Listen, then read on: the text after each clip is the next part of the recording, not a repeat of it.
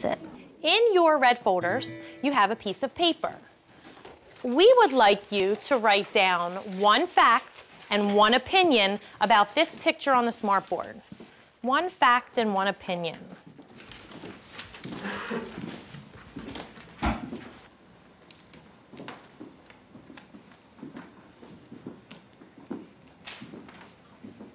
And then we're going to have one reporter in the group give us one fact and one opinion about the picture.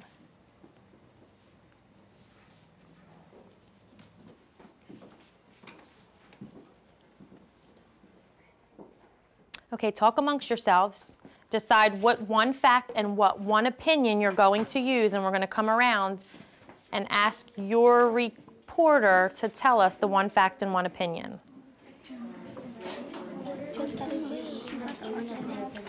So, what do you guys want to do, fact or opinion? The opinion. Oh, can I do? I'll do the opinion. Alexis, one fact about the picture from your group. The leaves on the trees are red, orange, and yellow. Okay, let's take a look at the picture. How did we know that was a fact? Christian, go ahead. She specified what colors it was. Good. What colors the trees were. Good job, Christian. And so we could look right at the picture, like you said, and we could see the actual colors. Another way Jamie and Celise allow their students to work cooperatively is by using centers. 10 minutes at each center, and then we're going to come to Celise is leading a center where students read a selection, then decide if they're seeing facts or opinions. As you're reading, I want you to think about which statements in the story are facts and which ones are opinions, and then we're going to put some of those on the chart, okay? All right, you may begin.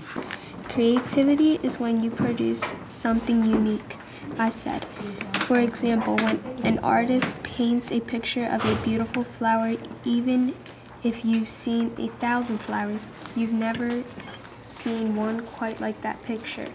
That's wonderfully stated, Sam. Mrs. Cooper looked around the class. What are some of the other ways a person can be creative? Okay, I'm going to stop you right there. Now, they said, that's wonderfully stated, Sam. Is that a fact or is that an opinion? Opinion. Thumbs up if you all agree. I think we have consensus. All right, continue. You can write. You can write a play or a story, Aunt Amy said. My mother plays piano, Joelle said, and sometimes she composes her own music. That's creative. My brother won a prize for creativity at the International Auto Show. Charlene said he takes these beat-up old cars and makes them look super cool. Now let me ask you a question.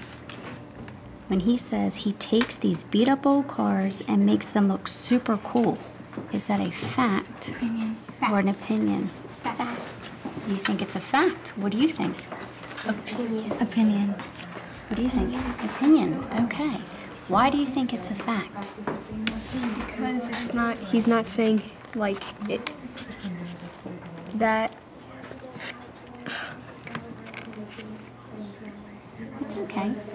So you think because they changed the cars, it makes it super cool, that's a fact.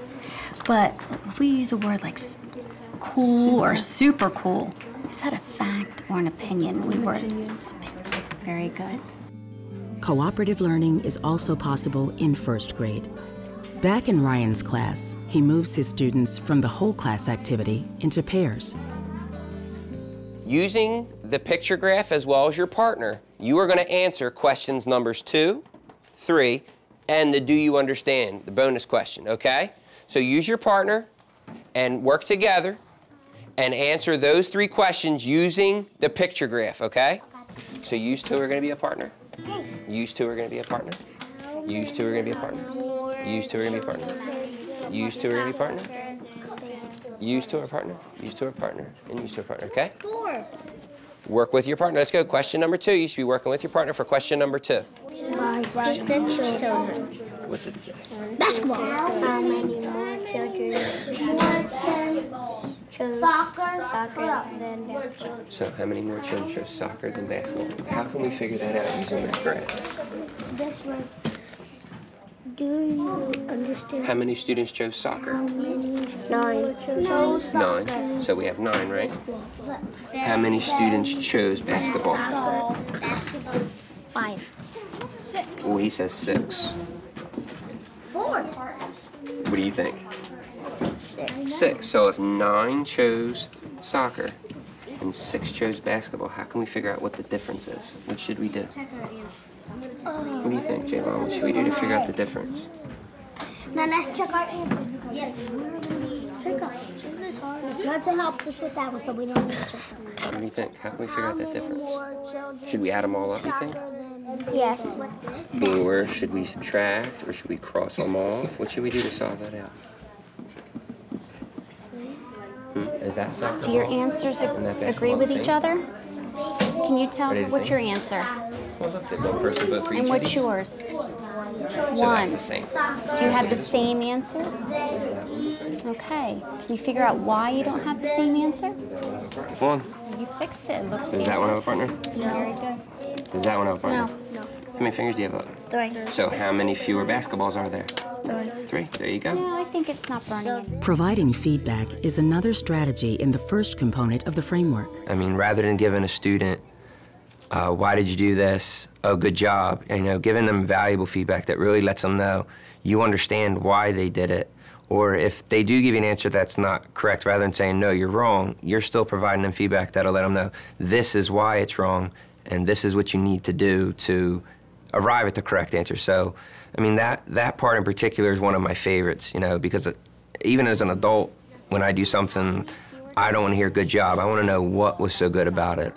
And most recently, we've been working on our feedback, making it more specific, more meaningful. And we even notice the students, when they give us feedback, it used to be, how are you doing? Good. That was what we would get. Now we say, well, we're learning about alliteration. We're learning about this. And then they give me, so well, what does that mean? And they will give us examples. And they really understand the value of feedback from us and from them and to each other. And what were some ways that you provided feedback to the students?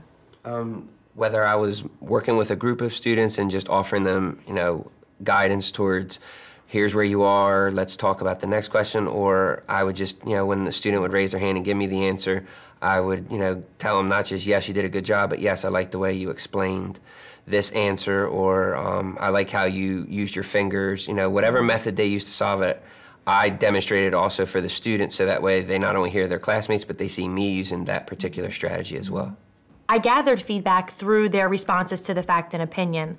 As they were working in the technology center, they were researching jazz musicians, and they had to do an activity on the computer, and it gave them their score, immediate feedback, once they answered the questions that pertained to Satchmo's Blues within the story. And it was fact and opinion within the paragraph on the internet. And that gave me an immediate score, which I have them record on their checklist, and I in turn have their percentage. And as they were working, I asked them what their score was, and so they like that, you know, great job, outstanding. It comes up on the screen and does a little excitement for them. So it was immediate feedback.